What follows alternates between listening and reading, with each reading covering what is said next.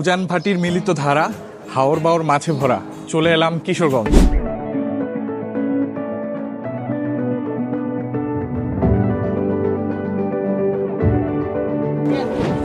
আজকে কিশোরগঞ্জ শহর এক্সপ্লোর করার জন্য সাথে পাচ্ছি সজীবকে।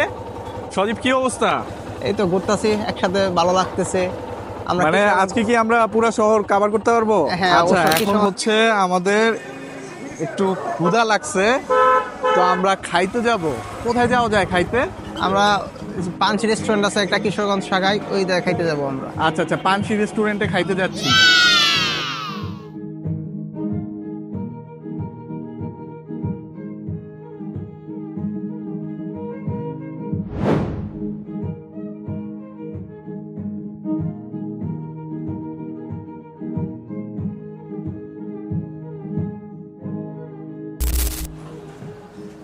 চলে আসছি কিশোরগঞ্জের গুরুদয়াল সরকারি কলেজে। আর আজকে শনিবার হওয়াতে ভাই ব্রাদার এবং আপুদের সাথে কিন্তু দেখা হইলো না।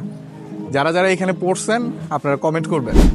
চলে আসছি শহীদ নজরুল ইসলাম মেডিকেল কলেজ, যেটা কিশোরগঞ্জে অবস্থিত আর বাংলাদেশের ওয়ান অফ দ্য মোস্ট বড় একটা মেডিকেল কলেজের মধ্যে একটা।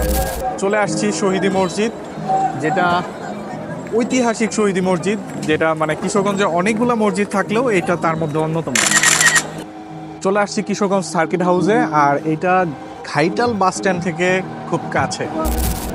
চলে আসছি কিশোরগঞ্জের সবচেয়ে বড় বাস স্ট্যান্ড, যেটা গাইটাল বাস স্ট্যান্ড। আর এখান থেকেই কিশোরগঞ্জ থেকে সমস্ত সারা বাংলাদেশে সব জায়গায় যাওয়া যায় এই বাস স্ট্যান্ড থেকে।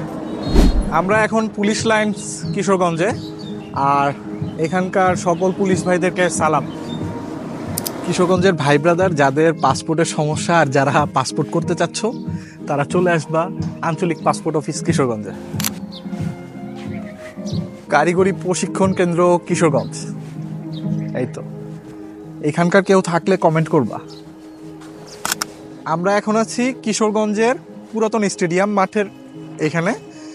আর কিশোরগঞ্জের কে কে ভালো প্লেয়ার বা কারা কারা প্লেয়ার আছে আপনারা একটু জানান।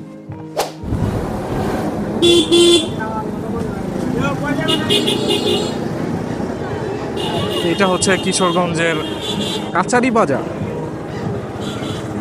এখানে সব ধরনের জিনিসপত্র পাওয়া যায়। খুব ব্যস্ততম একটা জায়গা এটা। এই 0 পয়েন্টে কি বলে সজীব? বাজার। আখড়া বাজার। এই যে আমরা এখন আখড়া বাজার ক্রস করতেছি। এটা কিশোরগঞ্জ মডেল থানা। সজীব, আমাদেরকে কোথায় নিয়ে আসছো এখন?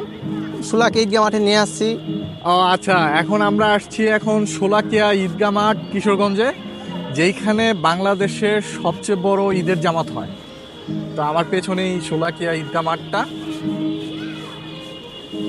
Happy watching.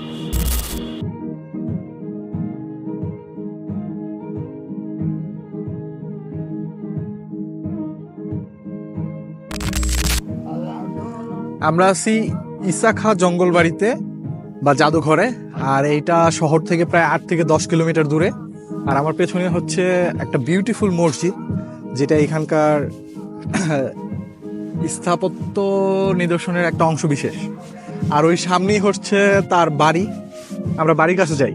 আচ্ছা, বাড়িটা আমি দেখাই।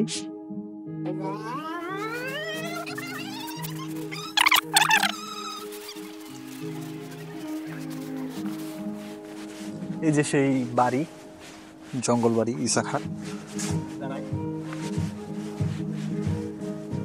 আর এটার ইন ডিটেলস আপনারা গুগল করলেই পাওয়া যাবেন, তাই না? ডিটেলস লেখা দেখতেছি না কোথাও। ইতিহাস ঘাটলেই পাওয়া যাওয়া যাবে এটা সম্পর্কে। কিশোরগঞ্জ শহরের বুক জুড়ে বয়ে গেছে নরসুন্দা নদী, আর আমার পেছনেই হচ্ছে সেই নরসুন্দা নদী। মানে যদিও নদী খুবই ভয়ঙ্কর পরিস্থিতি, নোংরা আবর্জনা দিয়ে ভরা, তারপরেও নরসুন্দা নদী বলে কথা।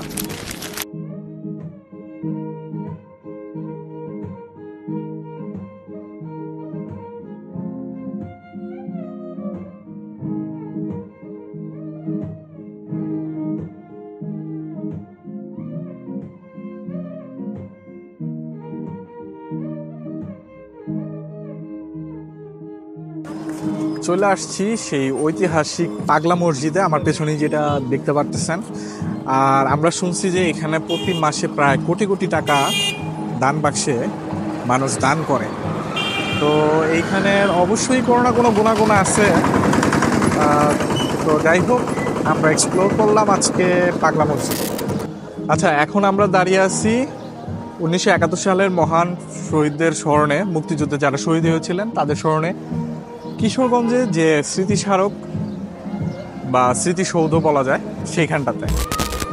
আমরা বর্তমানে চলে এসেছি ভাষা শহীদদের স্মৃতি রক্ষার্থে নির্মিত কিশোরগঞ্জের কেন্দ্রীয় শহীদ মিনারটি।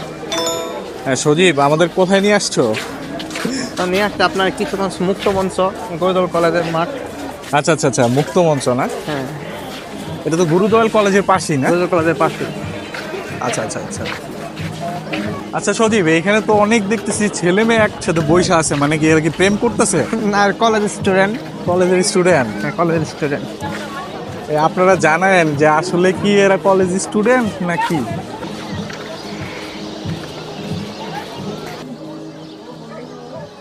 আচ্ছা, হাঁটতে হাঁটতে চলে আসছি ওয়াচ টাওয়ারের সামনে। আর ওয়াচ টাওয়ারে তো উঠা যাচ্ছে না, আপনারা যদি কেউ উঠা থাকেন এখানে কমেন্ট করে